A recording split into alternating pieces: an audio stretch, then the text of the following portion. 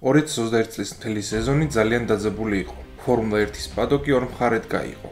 ერთი მხარე ფიქრობდა, რომ მაქს ვერსტაპენი გაიმარჯვებდა, მეორე კი ლუის ჰემილტონს უჭერდა მხარს. დაძაბული სეზონის ბოლოს ორივე პილოტი თანაბარი ქულებით შეხვდა. მაგრამ რაც მოხდა აბუ-დაბიში სეზონის ბოლაზე, დიდხანს დარჩება გულშემატკივრების მეხსიერებაში და სამუდამოდ ფორმულა 1-ის ისტორიაში. დღეს მე მოგიყვებით, როგორ გადაწყდა ფორმულა 1-ის 2021 წლის ჩემპიონობის ბედი.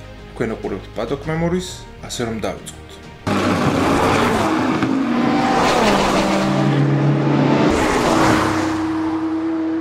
რაც არ უნდა ვთქვათ, აბუ-დაბის ტრასა ნამდვილად იძლევა შანსს, რომ პილოტებმა ერთმანეთთან ბოლომდე იბრძოლონ. განსაკუთრებით 2021 წელს, როდესაც ტრასის კონფიგურაციაში ცვლილებები შევიდა.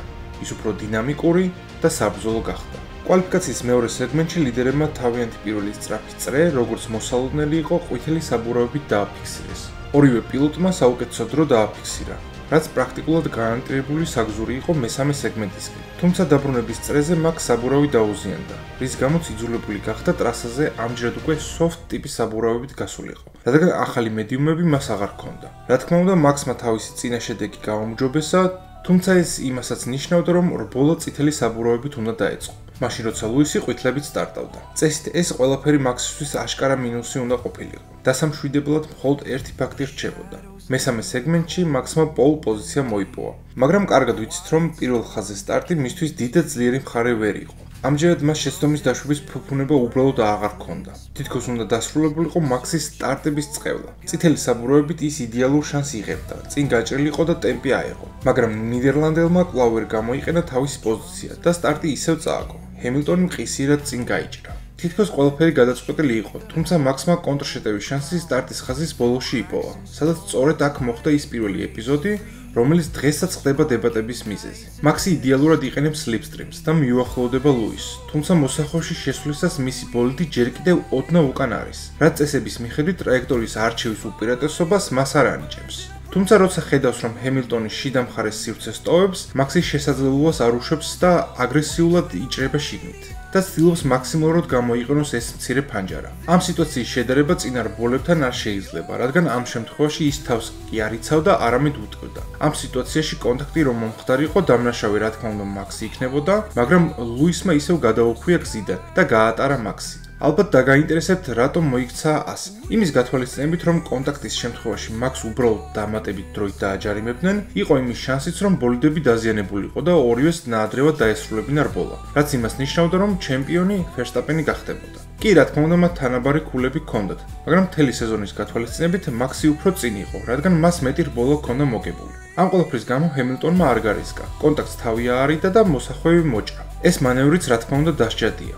მაგრამ მთელი სიტუაციის გათვალისწინებით მსაჯებმა გადაწყვიტეს, რომ ეს მომენტი სარბოლო ინციდენტად ჩაითვალათ. ლუისი ძალიან წინ გაიჭრა და გაზარდა მისსა და მაქს შორის დისტანცია. არ უნდა დაგვაუწყდეს, რომ ფორმულა 1 გუნდური სპორტია. ეს იმას ნიშნავს, რომ პილოტები, რომლებიც ერთ გუნდში არიან, ხანდახან უნდა დაეხმარონ ერთმანეთს და გუნდურად ითამაშონ. Red Bull-ში ხვდებოდნენ, რომ კონსტრუქტორის თასის მოგების შანსი თითქმის არ იყო. ამიტომაც ყველანაირად ცდილობდნენ ვერსტაპენს დახმარებოდნენ ჩემპიონობის მოპოვებაში. პერესისთვის ეს იყო ერთადერთი მიზანი ამ რბოლაში. გახსოვთ, რომ გითხარით, მაქსმა რბოლა soft-ით დაიწყო, რადგან მას ახალი მედიუმები არ ჰქონდა. აი პერეს ეს პრობლემა არ ჰქონდა, მაგრამ რბოლა მაინც წითელი საბურავებით დაიწყო, რადგან Red Bull-ს უნდათ, რომ სათადარიგო გეგმა გქონოდათ. იმ შემთხვევისთვის, თუ ლუისი წინ აღმოჩნდებოდა. იდეა მდგომარეობდა შემდეგში. რა თქმა უნდა, მაქსის soft-ები უფრო ადრე გაფუჭდებოდა, ვიდრე ლუისის მედიუმები, რაც იმას ნიშნავდა, რომ პიტსტოპზე მაქსი პირველი შევიდოდა. ანერქათის შიშით ჰემილტონის მაშინვე შევიდოდა თავის პიტსტოპზე. ამ სვლით მერსედესი კარგავდა სტრატეგიულ უპირატესობას, მაგრამ იბრუნებდა თანაბარ პირობებს ტაქტიკაში. ამ დროს პერესი რჩება ტრასაზე და რა თქმა უნდა, რამდენიმე წრის შემდეგ ლუისი მას დაეწევა. ამ მომენტში კი სერხიო ყველაფერს გააკეთებს იმისთვის, რომ ის შეაკავოს. So what's the plan now? Plan B. Plan B. Hamilton at 10.4 seconds. Hamilton at 3 seconds. Okay, we'll be looking to hold up Lewis. I think it's best to do that.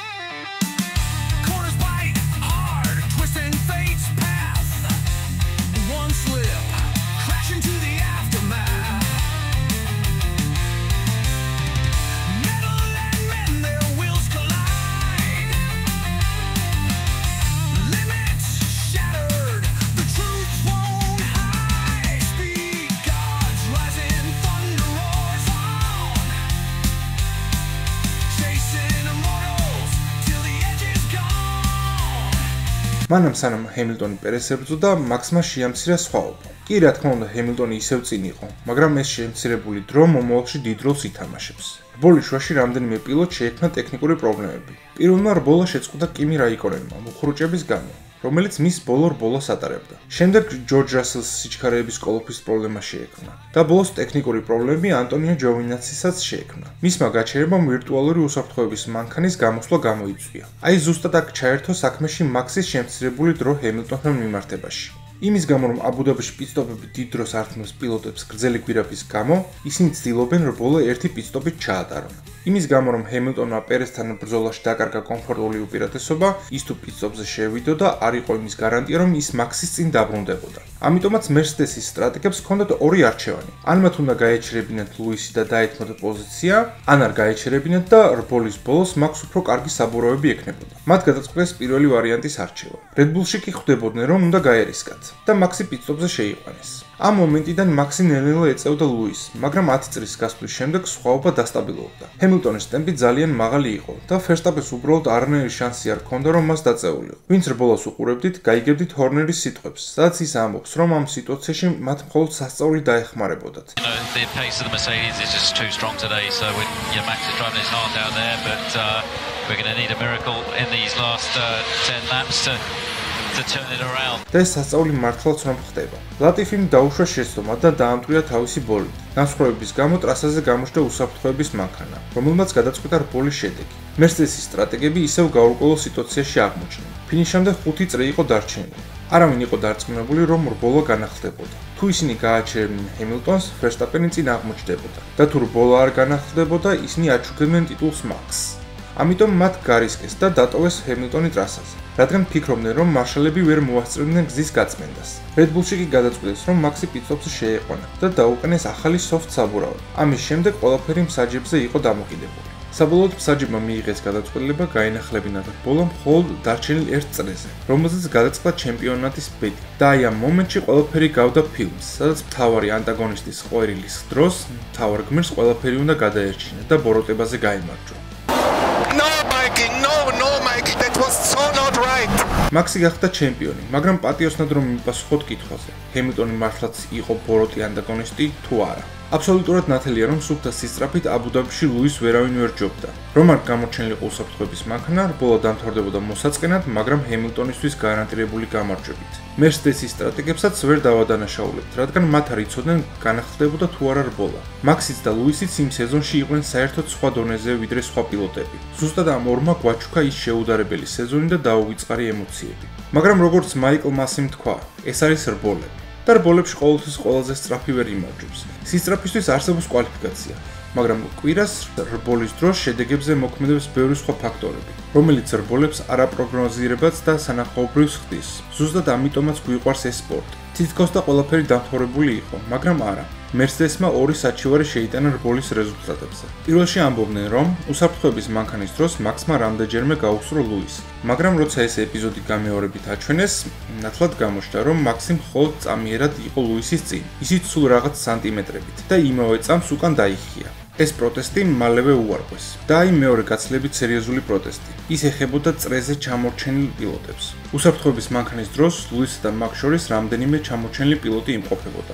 ყველამ ვიცით, რომ ასეთ დროს წესები ითვალისწინებს ჩამორჩენილი ბოლიდების გაშვებას, რათა ისინი დაუბრუნდნენ თავიანთ ადგილს, რაც რბოლის სამართლიანად გაგრძელებისთვის კრიტიკულად მნიშვნელოვანია. წესების 48.12 მუხლის თანახმად, როცა ჩამორჩენილებს აძლევენ წინ წასვლის უფლებას, ბოლის განახლება მხოლოდ შემდეგი წრის დაწყებისას უნდა მოხდეს. და სწორედ აქ იბადება კითხვები, რომლებზეც პასუხები დღემდე არ გვაქვს. დაირღვა თუ არა წესები და თუ კი, ეს შეცდომა მხოლოდ ადამიანური იყო თუ უფრო დიდი რამ მოხდა. მაგრამ რადგან ეს ყველაფერი მოხდა ბოლოს წინაწრეზე, ნიშნავდა, რომ უსაფრთხოების მანქანა ფინიშის წინ უნდა გასულიყო ტრასიდან. მაიკლ მასიმ კი თვითონ მიიღო გადაწყვეტილება, რომ მხოლოდ იმ ჩამორჩენილებს გადაესწროთ უსაფრთხოების მანქანისთვის, ვინც ჰემილტონს და ფერსტაპენს ყოფდნენ. ამავე დროს არ დაელოდა იმ მომენტს, როცა ისინი დაეწეოდნენ გრიდის სხვა წევრებს და გაანახლა რბოლა. რა თქმა უნდა, მერსედესმა სცადა ამ ყველაფერს ჩაჭიდებოდა და რბოლის დირექტორები დაადანაშაულა სპორტული რეგლამენტის დარღვევაში. მაგრამ ეს რეგლამენტი ისეა დაწერილი, რომ საჯებს ყოველთვის აქვთ დამატებითი პუნქტი თავის დაზღვევის მიზნით.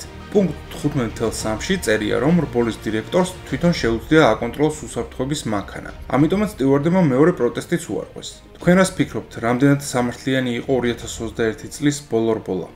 აუცილებლად გამოიწერეთ არხი და გააქტიურეთ ზარის ღილაკი, რადგან არ გამოტოვოთ ახალი ვიდეოები.